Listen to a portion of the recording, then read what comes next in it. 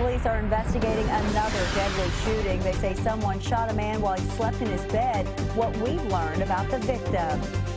She's been affected firsthand, and tonight a Lexington mother is speaking out against the recent rash of violence in the city.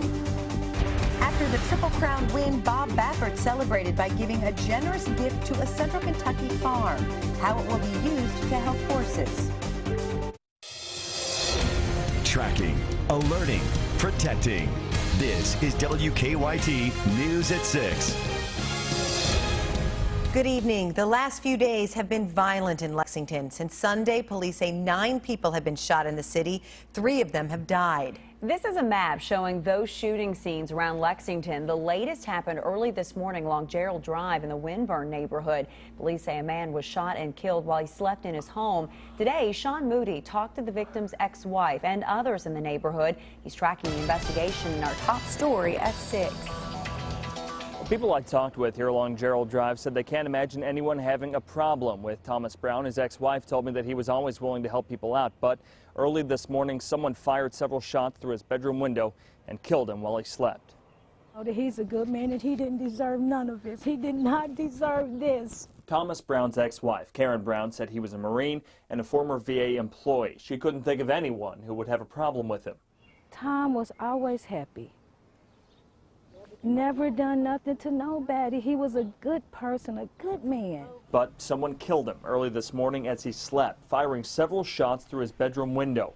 His wife was in bed next to him. She wasn't hurt. Police stayed at the house all morning collecting evidence. They haven't released any information about any possible suspects. What is going on in people's minds that you would be out doing this? Carolyn Beneford helps take care of things around the neighborhood. You're thinking, thank God it's not here. And then you wake up in the morning and it's here in the neighborhood. She said she doesn't want Winburn to have an unfair reputation. People think that it's in somebody else's neighborhood and that's a bad neighborhood. Winburn is no worse than any neighborhood in the city. It just happened to have happened here to us this time. Now, police haven't said anything about a possible motive in this case. In Lexington, Sean Moody, WKYT. Police have not made any arrests in this case. They said someone also fired shots through another window at another man in the house, but he was not hurt. Late last night, 3 people were injured in a shooting on Breathitt Avenue off Price Road. Lexington police say a man, a woman, and a juvenile were sitting outside their home when someone in a dark SUV drove by and fired shots. Police say the woman was hit in the foot and the man and juvenile had injuries to their legs. All 3 had non-life-threatening injuries. The woman who lives at the home told us today that everyone was okay, but they didn't want to talk on camera. Police have not made any arrests for the shooting. They do say there were several people in that SUV. Police also don't believe the shooting is connected to any others. People living in the neighborhoods where the shootings have happened are worried about the violence. For one mother, it also brings back painful memories. Last year, police say Antonio Franklin was shot and killed at Duncan Park. Since then, his mother has made it her mission to stop violence around the city, especially when there's an increase in shootings. Jordan Valines has her message to crime victims.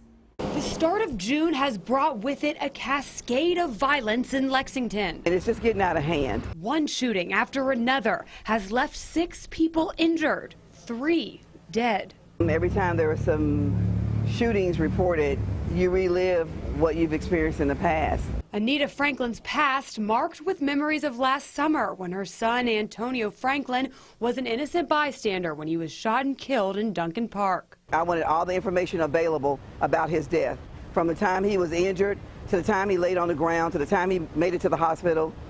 I want to know all that information. And if you call that snitching, then that's what you want to call it. After Sunday's fatal shootings, it seemed that anyone who spoke with us or the police was being called a snitch, and police say that's the problem. They say in order to stop the violence, they have to have people speak up. If you know something, if you see something, say something. Does that make me a snitch? You call me whatever you want to call me. Franklin says finding the people responsible for these shootings holds far more importance than being called a name. You have to report what you see.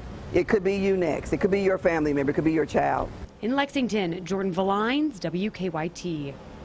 A peace walk is being planned in Lexington for next week in an effort to find ways to stop the violence. A former Franklin County caregiver accused of abusing patients now admits to the crime. The Kentucky Attorney General's office says 23-year-old Damon Heath pleaded guilty to sexual abuse and sodomy charges this morning. As part of a plea deal, prosecutors recommended a 15-year prison sentence. Heath used to work for Community Choices Unlimited. Investigators say he admitted to sexually abusing 2 intellectually disabled adults who were in his care. 4 other employees of the company have been charged with wanton neglect and failure to report abuse in connection to this case. Heath will be formally sentenced July 24th. New tonight, we now know the name of a man killed in a fiery crash on the Clays Ferry Bridge. The Madison County coroner has identified him as 52-year-old Jose Alberto Vizquera of Miami, Florida. Investigators say he was found dead underneath the bridge after a semi crashed and burst into flames. The coroner tells us Vizquera's body did not have any burns on it, and he died of blunt force trauma. Meanwhile, Lexington firefighters are still keeping a close eye on the Kentucky River, where the crash caused some diesel fuel to spill. Last night, firefighters put booms into the river to absorb the fuel, but they say the fuel has been contained to that area around the bridge. Firefighters say the booms will stay in the river until Friday. We have some new information tonight about a crash that killed a 13-year-old Bourbon County girl. According to the Georgetown News Graphic, investigators are now looking at so-called black boxes from the 2 vehicles involved in the crash. Police hope the event data recorders will provide new clues about what led to the crash. They say Emily Sams died May 23rd when the car she was riding in crashed on Interstate 64 in Scott County. Family members say she and her family were heading to a volleyball tournament at the time. Emily's mother was badly injured in that crash.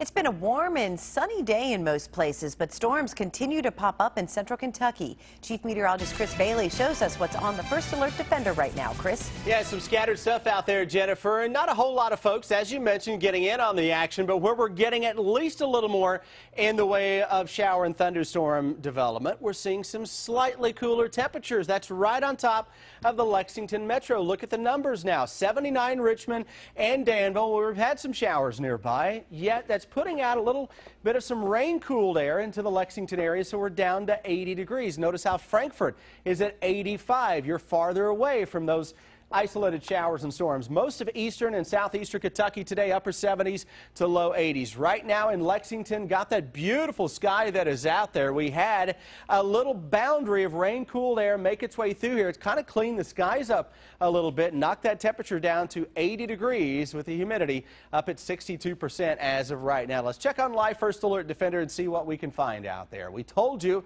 today's stuff would be fairly isolated to scattered in nature, and that has been the case. A lot of the stuff that we're tracking now, or have been tracking over the past few hours, beginning to rain out, dwindling up, drying up, if you will, from Harrodsburg toward the Lancaster area. Not a whole lot in Lexington.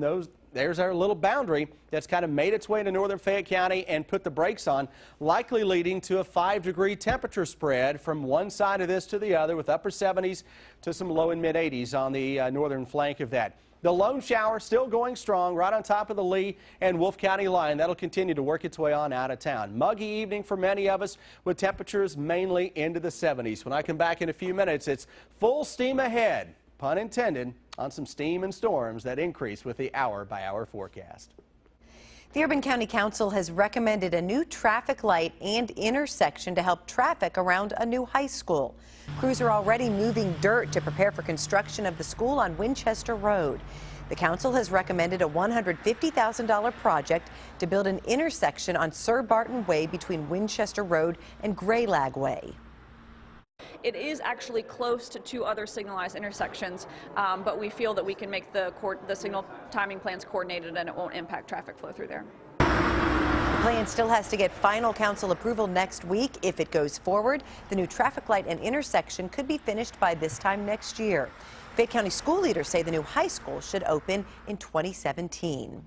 It's a generous gift from Triple Crown winning trainer Bob Baffert. Not long after American Pharoah won the Belmont Stakes this weekend, Baffert donated $50,000 to Old Friends Farm. The Scott County Farm is a retirement home for thoroughbred horses. New at 6, a very grateful caretaker at the farm tells Garrett Weimer how the money will be used to expand it.